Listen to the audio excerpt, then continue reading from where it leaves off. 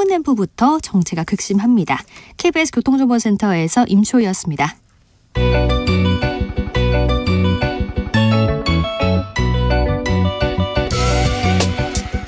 한층 날카롭다, 한결 정확하다, 한편 세심하다, 밖에서 보는 내밀한 분석, 정치적 원의 시점. 오늘의 정치권 상황 원회에서 더 정확하게 분석해 드립니다. 이현주 전 국민의힘 의원은 오셨는데 지금 잠깐 나가셨네. 죄송해요. 최민희 전 더불어민주당 의원 어서 오세요. 네, 불굴의 희망 최민희입니다. 네, 불굴의 희망 최민희 의원.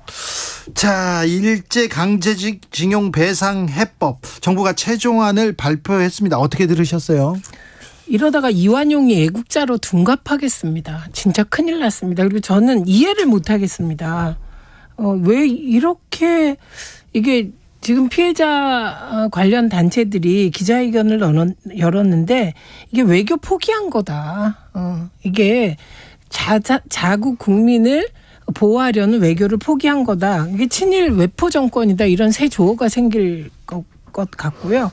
그리고 저는 정말 이상한 게 왜 이러는지를 모르겠습니다. 왜 이러는지를. 그리고 이게 그 박진 외교부 장관이 기자회견을 했잖아요. 그러면서 일본 정부의 발표나 그런 거를 보면 김대중 오부치 선언 정도의 뭐 그런 언급이 있을 것처럼 얘기했잖아요. 그런 언급 없었습니다. 네. 그리고 미래청년 기금으로 무슨 유학 기금을 마련해 주겠다는데 이게 이미 10년 전에 나왔다가 아웃된 거고요. 그리고 지금 대한민국이 돈이 없어서 일본에 유학 못 갑니까? 그래서 저는 이 윤석열 대통령의 뇌 지도 속에는 대한민국은 과거에 못 사는 나라고 일본은 과거에 그 강국이고 이런 인식이 있지 않나. 그래서 강자에겐 강하고 자국 국민은 이게 보호하지 않고 이런 게 아닌가 싶습니다. 정말 이해할 수 없습니다. 이현주 의원님? 네. 어떻게 보셨어요? 저도 좀 이해가 안 되는데요. 저는 저도 쪽 페북에 글도 썼는데 대단히 비상식적인 거다. 네. 네. 이미 이제 법원의 판결로 대법원 판결이 났어요. 이미 나왔잖아요. 네. 근데 이거를 그 배상받을 권리 아니에요? 우리 국민들의. 네. 그죠? 근데 이거를 이제 정부가 처분하는 건데요. 문제는. 근데 이거를 피해자들이 동의하지 않은 상태잖아요. 네. 이렇게 할 수 있는 건가요? 그러니까요. 일본 정부, 일본 전범기업에 배상 책임이 있다. 대법원에서 대한민국 개인의 청구권은 소멸하지 않았다. 이렇게 대법원에서 판결을 내렸어요. 그런데 한국 정부가 면책을 해줍니다. 이게요, 완전 행정 전제국 이게 저는 그 가능한 전제국가예요. 법률적으로나 국제법상으로 가능한지도 잘 모르겠고요. 이게 옳지 않아요. 그러니까 예를 들어서요. 일본 기업들이 이 부분에 대해서 불응을 하고 그런데 이제 강제징용 피해자들이 여기에 대해서 이제 사실 제대로 보상을 못 받고 좀 이런 좀 어려운 상황에 있으니까 그러면 그때 청구권 협정에 의해서 실질적으로 결과적으로 도움을 받았던 이제 결과적으로 사실 그 어떤 수혜자로서 우리가 해석할 수 있는 포스코라든가 이런 국내 기업들 중에 수혜를 받았던 그런 기업들이 한번 좀 도와주자. 뭐 이런 얘기는 저는 할 수 있다고 봐요. 네. 그런데 그걸로 끝이죠. 그러면 그 기업들이 도와주는 걸로 끝나는 것이지 이걸로 면책되는 건 아니에요. 일본 기업들이. 그러니까요. 선언하고 있어요. 역사적인 네. 선언. 그러니까 그냥 우리 기업들이 좀 도와주겠지 어려우니까 일단은 이게 해결이 되기 전까지 우리 기업들이라도 좀 도와주고 있자. 이거는 할 수 있지만 이거를 가지고 일본 또는 일본 기업들을 면책해 주자. 이거는 우리나라 정부가 할 수 있는 권한 범위를 저는 넘어선다고 보거든요. 중요한 건 피해자들이 네. 지금 내가 경제적으로 어려우니 우리 기업으로부터 돈을 받아서 뭐 어떻게 해보겠다 이러지 않으십니다. 피해자들이 원하는 제 건 얘기는 불법을 인정하라는 거예요. 아니, 그러니까 제 얘기는 뭐냐면 우리 기업들이 뭐 알아서 뭐 이렇게 재단을 만들어 가지고 도와주고 하는 것은 그것은 이제 우리 기업들의 자유인데 그리고 우리 정부가 그런 것을 뭐 이렇게 주선을 하고 이런 것도 다 자유예요. 그리고 그것을 받아들이고 말고 하는 것도 그 피해자들의 자유지만 이거하고 우리나라와 우리 피해자들과 일본 정부 또는 일본 기업하고의 어떤 책임 문제하고 완전히 별개예요. 근데 이거를 엮어가지고 마치 피해가 해결이 됐다, 책임이 해결이 됐다. 이거는 우리 정부가 그럴 권한이 없거든요. 근데 왜 여기 끼어가지고 이 문제에 대해서 왈가왈부하고 이것은 저는 월권을 했다. 이거 굉장히 심각한 문제다. 이게요. 이런 생각이 들어요. 이게 예를 들면 폭력이나 학폭의 피해자가 다른 피해자들로부터 돈을 걷어서 이게 병원 치료하는 격이에요. 정말 이해할 수 없는 일이고요. 그러니까 뭐 말씀하신 것처럼 학폭의 다른 피해자들이 야 우리 서로 어려우니까 도와주자. 여기까지는 모르겠는데 그러니까 가해자를 용서해 주자. 이거는 말도 안 되는 거죠. 네, 말이 안 되고 이게 저는 너무 이상한 게 오늘은 이상하죠. 친일 외교 굴욕의 날이면서 동시에 삼권 분립이 짓밟힌 날이라고 저는 생각합니다. 대법원 선고 내용은 그 일본 기업에게 배상 책임이 있다는 거였잖아요. 네. 예, 그런데 그 대통령께서 꼭 말할 때 보상 이러셨거든요. 그래서 그것도 이상했는데 그 일본 기업의 배상 책임을 대통령이 그 외교부가 그거 책임 없다 이럴 수는 없고 그거를 미래 청년 기금으로 그 일본 기업들이 기금을 낼 수 있다 뭐 이런 거 아닙니까? 이게 됩니까? 그러니까 미래 청년 기금은 또 그건 또 별개의 얘기고요. 그러니까 왜 그 얘기 하냐고. 전혀 상관이. 아니 우리가 무슨 지금 옛날에 65년도에 대한민국이 아니에요. 지금 뭐 하는 겁니까? 미래 청년 기금 국내에도 그런 기금 많고요. 굉장히 자존심 상하는 얘기를 하고 있어요 지금. 그리고 혹시라도 말이죠. 이렇게 일방적으로 양보를 하고 이렇게 우리나라 국민들의 자존심을 구기는 이렇게 하는 배경이 도대체 뭐냐. 그거 묻고 싶습니다. 비상식적이라는 얘기 하셨고요. 그리고 국민 감정의 거스름이나 그런데도 이렇게 굴욕적인 협상도 아닙니다. 굴욕적인 선포를 해야 되는 이유가 뭘까요? 그 오늘 피해 과거 이제 징용 피해 관련 단체가 기자회견을 하면서 자국 국민들을 희생시켜서 한미일 군사 동맹으로 나아가려는 희생양으로 삼으려고 하는 것이다. 이런 답을 내놨어요. 그러니까 이 미중 갈등이 심해지면서 한미일 북중러 체제를 고착시키는 과정에서 이런 일이 벌어지지 않았나라는 인식의 일단을 드러냈어요. 근데 그럼 뭐 그 판단할 수도 있다고 보고 저는 그래서 할 수 없이 그 시중에서 그 멘토라고 스스로 대통령의 멘토라고 얘기하는 천공이라는 분의 강의가 회자되고 있습니다, 지금. 아니 그래서 지금 보면요, 지금 국빈 방문이 지금 얘기가 되고 있잖아요. 3월에 지금 한일 정상회담이 있을 거다 이런 얘기가 있어요. 그러면 이게 국빈 방문의 대가인가? 그러면 이거 있을 수 없는 거예요. 국빈 방문이 우리의 국익과 자존심하고 바꿀 수 있는 건 아닙니다. 아니죠. 그죠? 아니죠. 예, 또 자존심도 자존심이지만 저는 국익하고도 관계돼 있다. 그럼 이게 국익에 부합하느냐? 라고 따졌을 때 전 국익에 부합하지 않는다. 네. 왜냐하면 우리가 이렇게까지 양보하지 않아도 저는 크게 우리가 손해볼 게 없다. 왜냐하면요. 네. 지금 이거요. 예를 들어서 일본도 하나도 양보 안 했어요. 그죠? 예?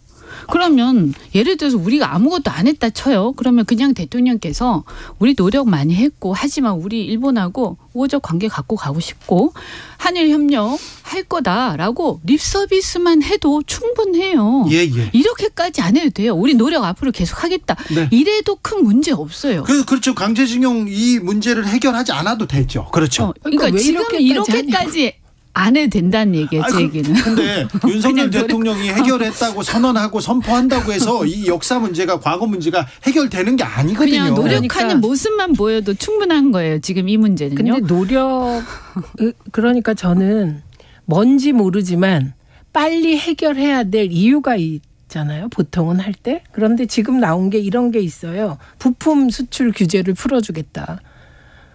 근데 그리고 그러면 WTO 제소한 거 먼저 풀어라. 일본이 이러고 있어요. 이것도 선후 관계가 바뀌었어요. 그렇죠. 그러니까 부품 규제를 풀어야 제소를 푸는 거거든요. 그러니까 네. 이거는 완전 그 피해자가 가해자에게 엎드려 절받기를 하고 있는 형국인데 엎드려서 절을 안 해요. 이 우리 정부가 저는 트릭을 자꾸 쓰는 게 박진 장관도 오늘 기자회견 보면 물이 마치 절반 찼다고. 예, 물이 절반보다 약간 더 차서 찼다고 컵에, 했어요. 네, 네. 예, 그런데 그러면 나머지 절반은 일본이 채워줍니까? 라는 류의 기자 질문이 있었어요. 예. 그런데 그거에 대해서 모호하게 넘어갔고요. 일본의 호응에 따라서 채워질 것 냈는데 지금 일본은 호응 호응하지 안 않고. 하고 엎드려 있었죠. 절받기 비슷한데. 근데 엎드려서 절을 받으면 좋은데 절도 못 받는 받았던 상황 거죠. 비슷한데 그다음에 저는 이 부분에서 엎드려서 우리가 절도 못 받았고 있어요. 우리가 지금 단순히 이게 자존심의 문제뿐만이 아니라 지금 이 국익에도 부합하지 않는 것처럼 보여서 네. 문제다라고 보는 게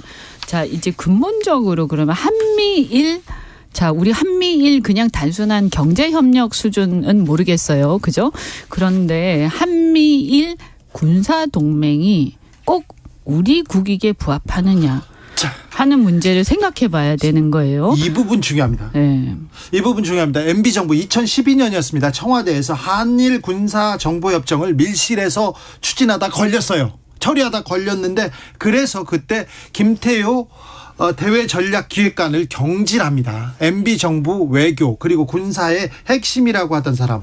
이분은 한반도 유사시 자위대에 개입해야 된다고 계속 얘기했었는데 이분이 지금 국가안보실 제1차장에 있어요. 아니 그래서 이제 제가 볼 때는 이제 제 생각에는요. 이거는 굉장히 깊이 우리가 좀 살펴봐야 되는데 한미일 군사동맹 안보동맹은 우리가 이제 한미동맹은 있죠. 예. 그런데 이 일본이 이 안보 동맹에 끼어드는 거 이것은 일본의 이해관계와 미국의 이해관계에는 부합할지 몰라도 네. 우리의 이해관계는 부합하지 않습니다. 맞습니다. 예를 들어서 우리가 지금 이 안보 동맹과 관련해서 우리가 가장 필요한 것은 무엇이냐? 북한과의 관계에서 필요한 거 아니에요? 예. 그럼 예를 들어서 이 한반도에서 북한과의 관계에서 만약에 우리 입장에서 만약에 유사시 어떤 상황이 벌어졌다. 그랬을 때 그럼 일본이 여기 개입하는 게 우리의 국익에 부합하느냐의 문제예요. 그것도 정확하게 얘기하면. 한국의 이익에 따라가 아니라 일본이 자동적으로 일본의 그러니까 이익에 이게 따라서. 동맹이라는 것은 그런 거 아니에요? 예. 그러면 이런 거예요. 우리 입장에서는 우리가 필요할 때 우리의 요청에 의해서 그렇죠. 그때 일본이 개입하려면 하고 아니면 안 하면 되는 거예요. 그런데 우리의 요청이나 우리가 필요에 의해서 하는 게 아니라 이 동맹이라는 것은 상호 간에 어떤 자동적인 개입이 있는 거 아닙니까? 그런데 저는 이 한반도에 있어서 절대로 일본이 이 동맹 안보 동맹 적어도 경제는 몰라도 안보 동맹에 일본이 자동 개입되거나 동맹에 들어와서는 저는 안 된다. 이것은 우리 국익에 반한다라고 저는 생각합니다. 저 부분은 뭐 민주당이 오랫동안 견제해온 입장이라서. 아니 이거는 네. 민주당의 문제가 아니라 우리 국민들 대부분이 그렇게 이렇게 생각하죠. 그리고 예. 보수라면 이렇게 생각해야 되는데 근데 보수 정권 때마다 그런 시도가 있었어요. 아니 그러니까 저는 사실은. 이것을 이게 보수 이런 문제가 아니에요. 우리 국익의 문제예요. 자. 왜냐하면 보세요. 예를 들어서 어떤 유사시에 뭐가 있었어요. 근데 이 한반도에 근데 우리는 미국의 도움은 필요하죠. 그죠? 그럼 미국의 도움이 있으면 되는 거예요. 그런데 일본의 도움까지 필요 없어요. 왜냐하면 일본이 도왔을 때 일본이 여기 끼었을 때 그 우리 이게 도움이 됩니까? 우리의 역사적 경험에 비추어 봤을 때 일본이 여기에 지분을 가지고 갔을 때 나중에 어떤 문제가 생기겠어요? 이것은 굉장히 심각한 문제예요. 아유, 심각하죠. 자, 이 문제는 저희가 2부에서 더 자세히 나눠봅니다. 5938님께서 우리나라 대법원 판결을 우리나라 정부가 무시해도 됩니까? 그렇죠. 그것도 검사 출신 대통령이 법을 무시하는 곳 이런 경우가 있나요? 정말 어느 나라 대통령인지 화가 납니다. 얘기하는데 피해자가 일본 정부, 일본 기업에게 배상하라 그리고 사과하라 이랬는데 이제 한국 정부와 싸워야 할 판입니다. 이 부분은 2부에서 더 자세히 나눠봅니다. 지금 국민의힘 경선으로 가볼까요? 지금 50%를 돌파했습니다. 투표율이 지금 사상 최고치를 지금 기록하고 있다는데 이거 누구한테 유리합니까, 이현주 의원님? 글쎄요, 이거 뭐 각자가 이제 해석들이 달라서 뭐 저는 그래도 어쨌든 이제 희망사항입니다만 네. 사람들이 이 양상들을 보면서 그래도 이대로는 안 되겠다. 네. 그래서 좀 이렇게 개혁을 바라는 개혁과 이변의 목소리 아닌가 이런 생각 드는데요. 그런 희망을 좀 기대를 좀 갖고 있는데 글쎄요. 좀 봐야 될 것 같습니다. 자, 멀리서 보시면 온라인상의 흐름을 제가 이렇게 쭉 그 자료들을 점검해 보면 이거는 김기현 후보에게 유리해 보이진 않습니다. 그렇죠. 예. 왜냐하면 만약에 이게 절대적으로 방향이 결정됐다. 표심이 김기현에게 쏠렸다. 이런 분위기면 투표율이 이렇게까지 올라가진 않을 것 같습니다. 그런가요? 예, 그래서 저는 그동안에는 1차에서 끝날 것 같다는 많은 평론가들의 말에 동의했는데 이게 어제 오늘 그리고 50%가 넘었잖아요. ARS까지 해서. 네. 이 상황은 예측 불허다. 예측 불허다. 예, 그렇게 봅니다. 예측 불허다. 네. 안철수 후보 기자회견을 열고 강하게 대통령실에게 경고했습니다. 대통령실에서 답변하지 않으면 법적 조치가 뒤따를 수밖에 없다 얘기하면서 대통령실 행정관이 대통령실 시민사회수석실에서 김기현 후보 지지 홍보를 하고 지지 선거운동을 했다 이렇게 얘기했는데 이 문제는 어떻게 봐야 됩니까? 심각한 거죠. 사실 이거는 어쨌든 행정관, 대통령실 행정관이나 대통령실 직원, 공무원, 공직자잖아요. 네, 정치에 개입하는 일은 그거는 이거는 저는 불법인 것 같거든요. 예? 그죠? 그래서 이거는 처벌 대상인 것 같은데요. 아니 남양주시 전 시장이 공무원 선거 중립 의무 위반. 그러니까요. 네, 의로 구속되기도 했죠. 예, 구속도 됐고 실형을 선고받았습니다. 이거는 직권남용 내지는 어쨌든 공직선거법, 정당법 위반의 여지가 있는 것 같고요. 네. 이건 아마 수사가 불가피하지 않을까. 그래요. 네, 김기현 후보는 전당대회는 공직선거법 이렇게 영향을 받지 않는다 이렇게 얘기하더라고요. 아닙니다. 정당법 공직선거법 위반은 대상입니다. 되죠. 정당법.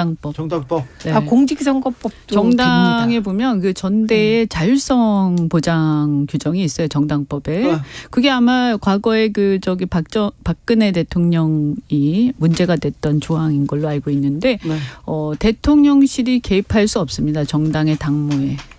대통령실에서 정당구 정치 개입하는 게 당연히 안 되는데 그러니까 지금 윤석열 대통령실이 이런 사실 대통령이 직접 저는 당무 개입한 거라고 보고요. 당무 개입했고 그리고 대통령실이 후보 정리하는 과정에서 개입했죠. 그런데 이 부분이 마치 윤석열 대통령실이 하면 아무것도 아닌 것처럼 넘어가는 이 분위기가 문제인 것이고 거죠, 사실 박근혜 전 대통령이 공천 개입으로 2년 최종 선고 받았잖아요. 네. 그래서 이제 윤석열 대통령께서 직접 개입을 했는지는 이제 이 연결고리 이런 것들이 지금은 아직 드러난 거는 물론 이제 추측이 되지만 그래서 계속 경고하는 거 아닙니까? 네. 일단은 이번에 이 카톡방 사건은 지금 여기에 지금 거론이 되고 여기서 언급을 했던 문제 제기를 여기서 문제되는 발언들을 했던 사람들은 다 문제되죠. 네. 그러게요. 그런데 이게 문제가 되는데